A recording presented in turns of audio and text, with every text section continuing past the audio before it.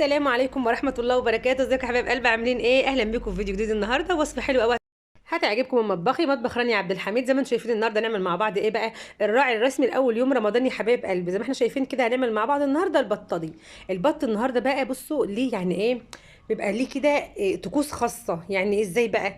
يعني البط بالذات لازم عشان تاكليه الطعم حلو، او يبقى طعمه حلو معاك وانت بتاكليه كده ويبقى حلو، لازم بتعملي له شويه حاجات كده في الاول.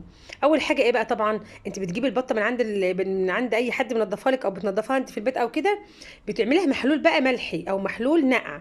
محلول النقع ده بيبقى عباره عن ايه يا حبايب قلبي؟ شويه دقيق، معلقتين دقيق، عليهم معلقتين، عليهم عصرتين ليمونه، عليهم شويه ملح، وعليهم شويه قرفه، مش اكتر من كده خالص. بتنقعيهم حوالي 10 دقايق او ربع ساعه. بعد كده بتنضفوهم كويس جدا وبتاخديهم بقى زي ما انت شايفه كده معايا. بصوا بتلمع كده، بتلمع ما شاء الله، عامله لها حمام مغربي يا حبايب قلبي. زي ما انتم شايفين كده اهو. بدات بقى ان انا ايه، هعمل لها بقى تتبيله بسيطه خالص كده للناس اللي هي لسه اول مره تدخل المطبخ. تتبيله بسيطه خالص خالص خالص، تمام كده. مش هنحتاج اكتر من بصله عاملاها في الكبه، ومعاها قرن فلفل اخضر، شطه او بارد براحتك خالص. هنحط معلقتين من الفلفل الاسمر زي ما انتم شايفين كده، ومعايا هنحط شويه ملح برده، يعني على حسب ايه ما انت بتحبي الحدق بتاعك، يعني اهو زي ما احنا شايفين كده. بس كده، ما فيش مش اكتر من كده خالص. اتحداكي بعد ما نقعتيها في المحلول ده، وبعد ما عملت لها الخلطه بتاعه البصل والفلفل الاسمر والملح دي، ودعكت بيها جسمها كده من بره ومن جوه كده، يعني جبت البطه زي ما انا هعملها دلوقتي كده من بره ومن جوه، اتحداكي لو هتشمي فيها اي ريحه مش كويسه، اللي هي ريحه الطيور عموما، او ريحه يعني الطيور عموما اللي هي بتبقى ريحه اللي بتبقى مش حلوه دي، هتشربي بقى شوربه حلوه قوي بعد بعد المرته اللي انا عملتها دي كده. هتشربي شويه شوربه بقى ما اقولكيش، ما شاء الله لا قوه الا بالله، بتبقى جميله جدا جدا جدا زي ما احنا شايفين كده اهو. بدات ان انا اعمل جسمها من بره كده بالخلطه بتاعتي، وبدات برضو ان انا احط فيها من جوه كده برضو الايه بقيه الخلطه بتاعتي زي ما احنا شايفين كده بالظبط اهو. بصوا بقى، بصوا اهو، بدات ان انا بقى ايه، زي مش هحشيها. انا مش عامله حشوه يا حبايب قلبي، لا انا عامله زي تتبيله كده ليها، بحيث ان هي تخلي ريحتها تبقى حلوه. وهي بتقلب كده على بوتاجاز كده معاكي، بتبقى ريحتها ايه، جميله جميله جميله. زي ما احنا شايفين كده دلوقتي ما شاء الله لا قوه الا بالله اهو.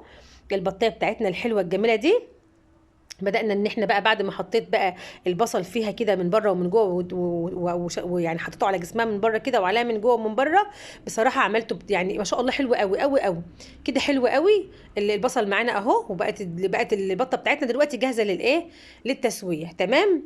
هبتدي بقى ان انا احط معلقه سمنه بلدي كده زي ما احنا شايفين اهو، وهبتدي بقى ان انا انزل فيها البطايه بتاعتي. تاخد صدمه، تاخد صدمه ليه بقى؟ احنا بنعمل لها عشان يا حبيبه قلبي تحتفظ بالعصاره بتاعتها، تمام كده. اما تحتفظ بالعصاره بتاعتها بقى تلاقي يعني ايه اللحمه بتاعتها من جوه كده جوسي كده وحلوه قوي، تمام. دول بقى اخر حاجه كانوا في التتبيله معايا كده، بدات ان انا احطهم برده معايا. هبتدي بقى ان انا اقلب البطه بتاعتي بقى من جميع النواحي، يعني من الناحيه دي ومن الناحيه دي، عشان زي ما احنا قلنا تاخد الصدمه بتاعتنا، تمام كده. هبتدي بقى ان انا اجيب الميه بتاعتي، ما تكونش سخنه يا حبايب قلبي، يعني ما تحطوش ميه سخنه، حط ميه بارده. ليه بقى؟ عشان تساعد على تسويه البطه من البدايه، ما تبقاش تقوم مثلا ايه تحط ميه سخنه تقوم تضغط على يعني تضغط على اللحم وتسيب العظم بتاعها ما يبقاش كويس، ما يستواش كويس، تمام كده. لازم تحطي ميه بارده من الحنفيه خالص، ما تستعجليش عليها خالص. انت بتقومي بقى اما تكون عايزه تطبخي بط من ده، او عامله عزومه بقى، ممكن تحطي عليها ميه سخنه وعشان تخلص بسرعه، او تعمليها في حله ضغط او كلام من ده. ان احنا دلوقتي قايمين براحتنا بقى الصبح، بنشغل بقى حاجتنا من الصبح من بدري براحتنا كده، وبنشتغل على العزومه بتاعتنا، ونعمل اول حاجه اللحوم بتاعتنا والحاجات دي كلها. بعد كده بقى بنعمل المكرونات والرز بقى بالايه قبل مثلا الفطار بشويه صغيرين كده، تمام. زي ما احنا شايفين بدات ان انا اغطي البطه كلها، لازم تغطي البطه بتاعتك كلها بالميه، بحيث ان البطه تبقى مستويه، يعني الميه توصل لها كلها فتستوي، تمام. هتحطي بقى الغطا بتاعك، مش هتحطيه طبعا، الحله بتاعتي اتملت، مش هقوم حاطه الغطا بتاعي كده كبساه في الحله. تقوم الحله بتاعتي ايه، تبقى يعني تطفح على البوتاجاز، توسخ البوتاجاز، لا. احنا عايزينها تبقى ايه، او زي ما انتم شايفين كده دلوقتي. وطبعا حطيت طماطميه بقى عشان تحوش اي ريحه برده في الشوربه، بتخلي الشوربه مسكره وجميله جدا يا جماعه. وحطيت ورقتين لورا وورقتين وفصين حبهان. دي بقى بعد ما استوت معايا كده، وطبعا ريمتها حشت الريم اللي طلع على الوش وكلام من ده، وخليتها زي ما انتم شايفين الشوربه بتاعتها عامله ازاي، تحفه بجد والله العظيم، تحفه تحفه تحفه. والسمنه البلدي كانت في الشوربه ايه، رهيبه. زي ما احنا شايفين كده اهو.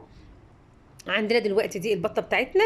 هبتدي بقى ان انا اوريكم دلوقتي الشوربه بتاعتها بقى، نشوف الشوربه بتاعتها هتبقى حاجه كده، يعني ما شاء الله لا قوه الا بالله، جميله جدا، هتعجبكم قوي قوي قوي. زي ما احنا شايفين كده مع بعض اهو. بدات بقى ان انا ايه، ان انا يعني هي استوت بقى. عشان تعرفي ان هي استوت، عايز تعرفي ازاي بقى؟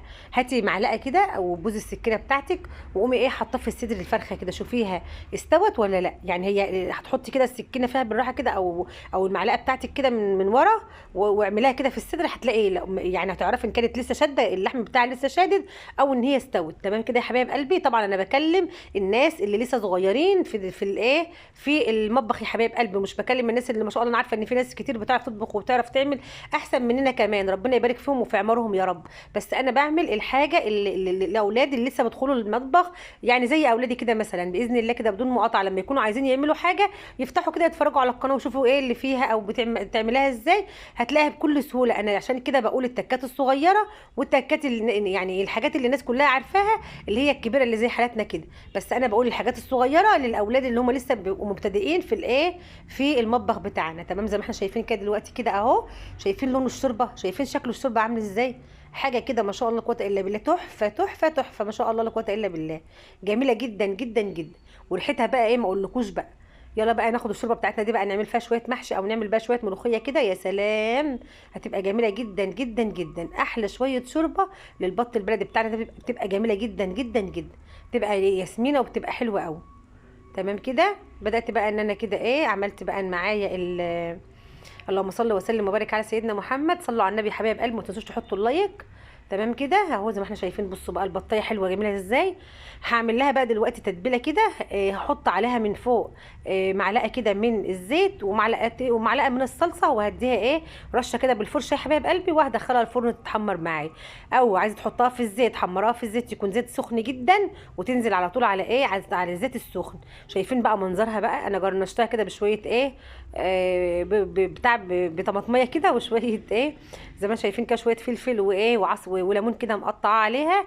تمام كده. ودي كانت البسله بتاعتنا زي ما انتم شايفين كده بقى اهو. ودي البطه بتاعتنا، وشويه رز كده صغننين كده اهو، زي ما احنا شايفين كده. ومعانا مخلل يعني اهو. اكله بصراحه كانت تحفه جدا يا جماعه. البط بالطريقه دي جميل جدا جدا جدا. بصوا بقى استوت معايا ازاي، جميله قوي قوي قوي. لو انت معاكي بطه كبيره في السن وعايزاها تستوي بسرعه، حط لها ربع معلقه من السكر الابيض عادي، اللي احنا بنحلي بيه الشاي والعصير والحاجات دي. هتحط لها ايه ربع معلقه صغيره خالص كده، هتستوي معاكي بسرعه. تمام يا حبايب قلبي كده، زي ما انتم شايفين. بصوا بقى الفيديو، بصوا بقى البطه بتاعتنا، يعني ما اقولكوش يعني حاجه كده، يعني بصوا ما شاء الله قوه الا بالله. نسير كده ومستويه، وطعمها وريحتها كانت تحفه تحفه تحفه. بصوا بقى المنظر والشكل ده كده جميل جدا جدا جدا. شايفين شكلها؟ احلى لايك بقى لاحلى بط واحلى ايه، واحلى اكله معانا النهارده. لو عجبكم الفيديو ما تنسوش باللايك والشير، والسلام.